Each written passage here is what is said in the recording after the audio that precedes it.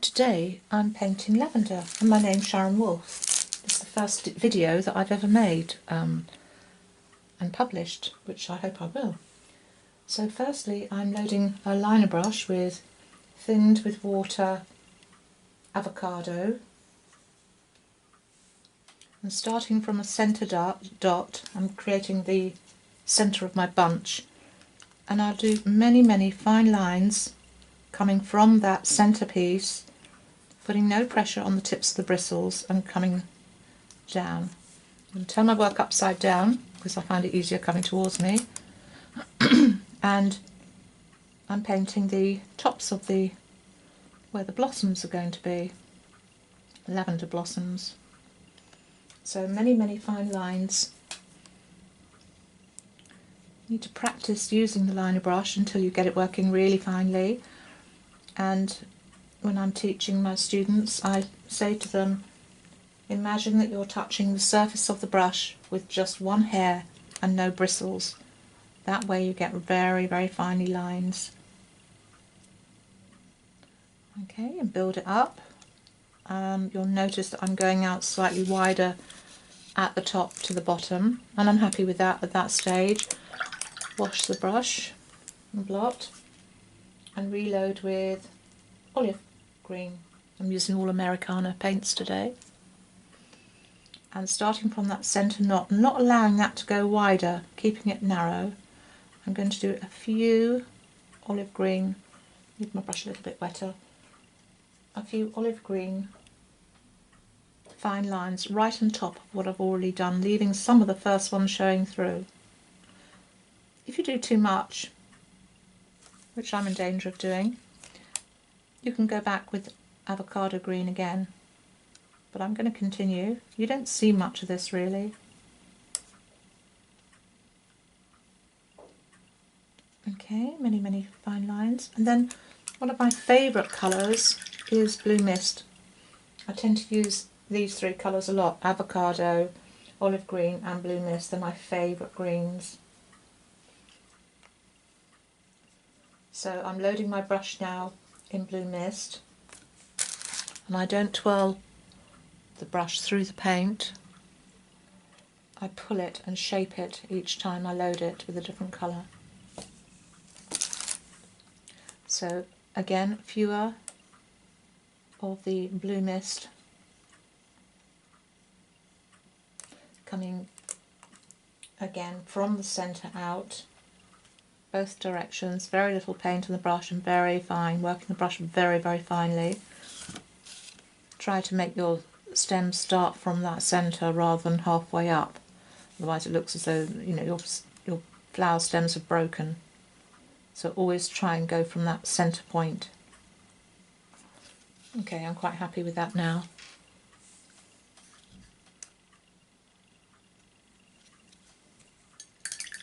Washing the brush.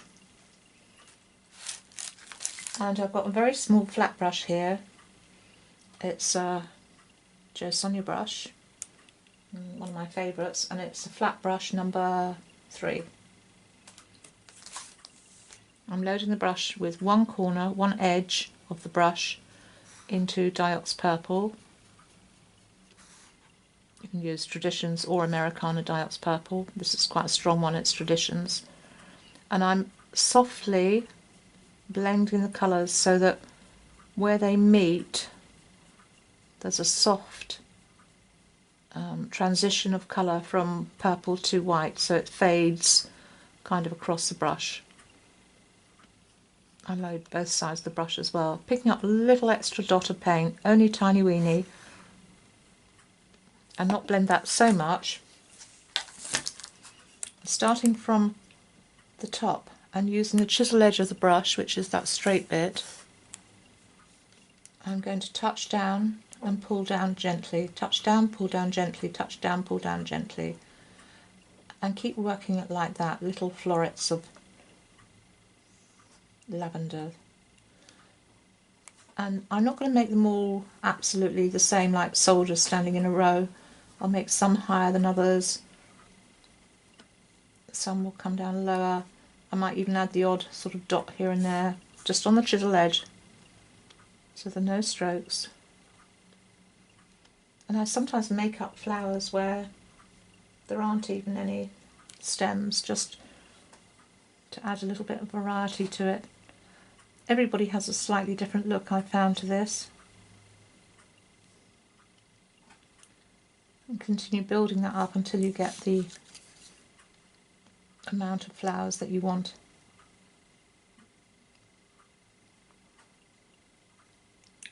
Okay, I'm not going to do too many. I don't want it to look too symmetrical, as I said. I don't want it to look too uniform. So I'll deliberately start some down slightly lower than a previous one, for example.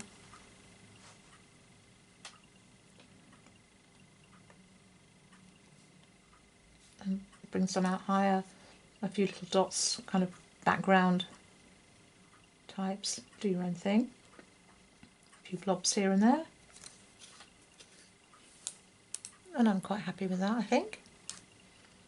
Okay, wash the brush. Now that the stems will be dry, I'm just going to float a little bit of the Prussian blue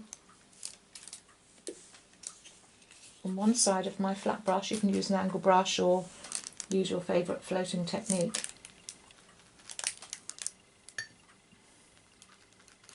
And I'm just going to float a little bit of a shadow at the bottom there, where the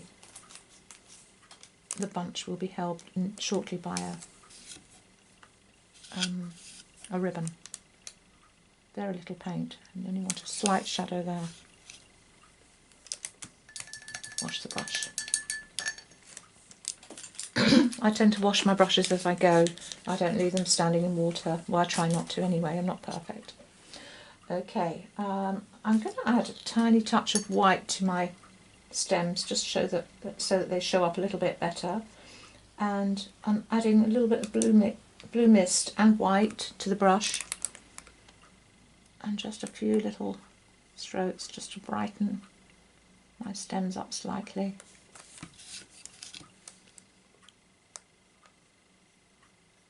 That's enough. That's optional. And while I've got my liner brush out, I'm going to do a ribbon. You can use a tiny detail brush for doing a ribbon. I tend to do that. So again, it's very small. It's a very short liner brush and very fine. Load it up with white paint or any colour you choose. And firstly, start off with a little kind of almost like a U shape, flat U. Then off to one side from that U shape, do a little loop carefully. I tend to do it in 2 stages rather than trying to go all the way around in one. And then I need some tails, so very lightly add some tails. And we're more or less done with the lavender now. Sometimes I add glitter in amongst the flowers as well. I've got some stickles which is kind of purpley, and I sometimes add that, but a lot of the time people don't really like to use glitter, so it's optional. Now I'm going to do some lace going around the outside edge. So I've got a wet brush, wet and blotted flat brush. I float with a flat or an angle, and I don't usually use any mediums, but you can if you like. Glaze medium is quite a good one. It just makes it a little bit easier to float it. And I'm going to start by adding sort of scallop shapes with not very much paint on the brush. Make sure you've got it blended really nice and sheer, so although it looks quite strong there probably in the camera, it's actually quite weak and sheer. So I'm going to start doing loops. So there's my first one, and I turn my work rather than my hand and come round. They won't all be perfect, but once you've added the dots on, it will all tie in together nicely. don't butt your scallops up next to each other either. Keep a little gap between, very slight gap. When you get near the end, just decide how many more scallops you can get in before you reach the bottom. If it goes really pear-shaped, you can always go back over with the background colour, which in this case is Prussian blue. They're not all going to be perfect, don't worry if they're not. So I'm coming towards myself all the time. Probably have to manage one more little scoop. I don't usually pick up more paint each time, I just go back to my loading zone where I've loaded my paint and just blend on that spot. Now I'm using my stylus with fresh white paint and starting, I'll call it the brow of the hill, the widest point into it. Start there with a dot and then just do ever decreasing dots coming away. So dot, ever decreasing dots coming away.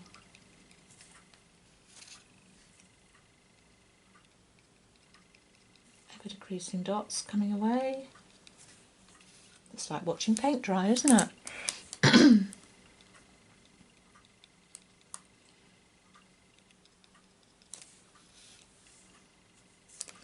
And you can see that that kind of tidies everything up. A lot of people worry when they do these scallops that they're not absolutely perfect.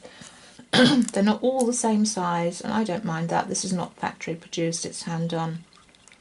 But if you really want to, you could use a coin and draw some scallop shapes that you could follow with a white watercolour pencil.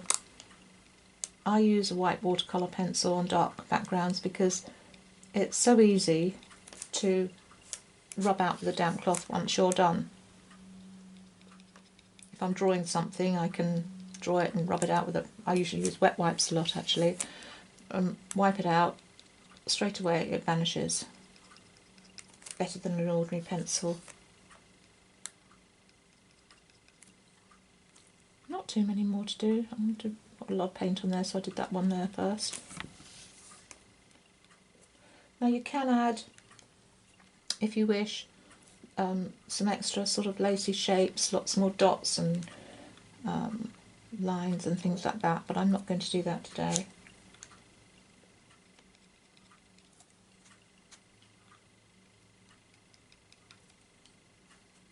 I might do one just to show you.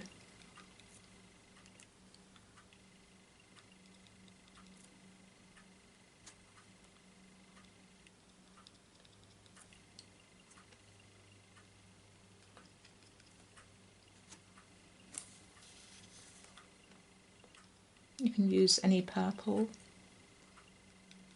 for your flowers as well.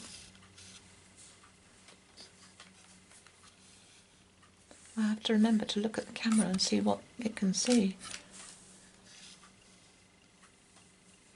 Okay, that's just about it. You can experiment with little lines if you want to, maybe from the centre going down. You add more dots, could add another dot at the bottom there. I might skip one and do the other one. Any patterns you like to make you can do. Oops, I didn't want to do that one.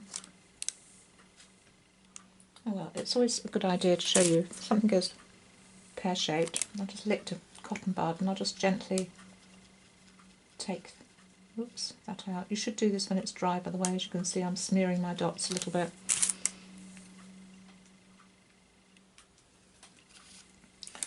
Learn by my mistakes. Fine line again. A bit too thick, didn't have enough water on the brush. Shape it on the palette.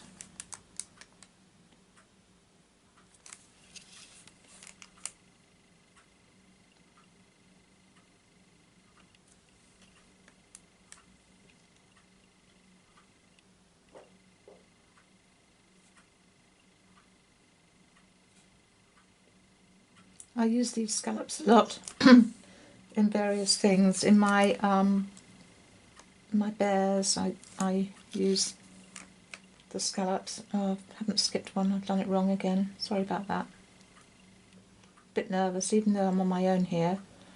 First time I've kind of really tried to do a fairly serious film. How much it's going to work out?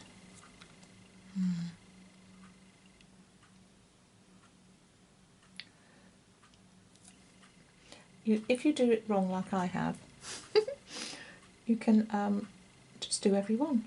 If you've forgotten to skip, just do every one instead. There's always something you can do to correct a mistake. So I'm going to do each and every one now, because I know that I'm not going to make it all the way around because I've gone wrong.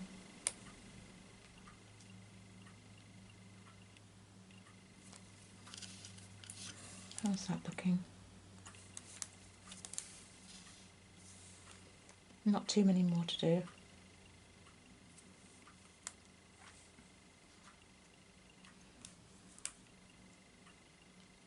It's so quiet in here. It's a miserable day. It's grey and cloudy and cold. So it's the best day to be in the studio working, I think.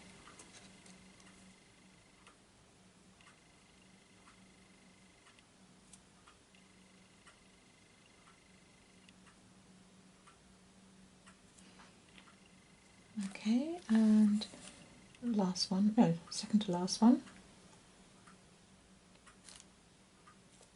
It seems like I'm taking forever to do this, but it probably isn't that long really.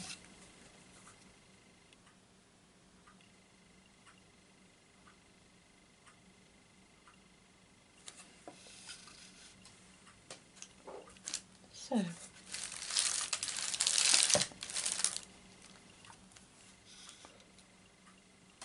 I'll call that more or less done, but optional. As I said, if you want to add an extra dot, it would look quite nice to have an extra one there. Oh yeah, I like that. This will take me no time at all.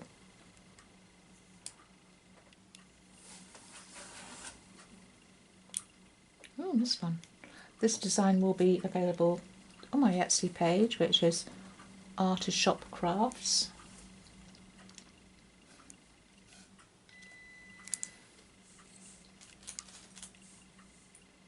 Let's just fix that one there. And notice that when I'm doing very fine detail work, I'll hold the brush very close to the bristles. If I'm doing light, fine, loose work, I'll hold the brush far back on the handle. Just gives you a little bit more control to hold it close to the bristles when you're doing detailed work, such as eyelashes or something like that. Okay, there we are. I'm going to call that done. I could continue and go and put another big dot in between, but I'm going to call that done. Thank you for watching. Bye.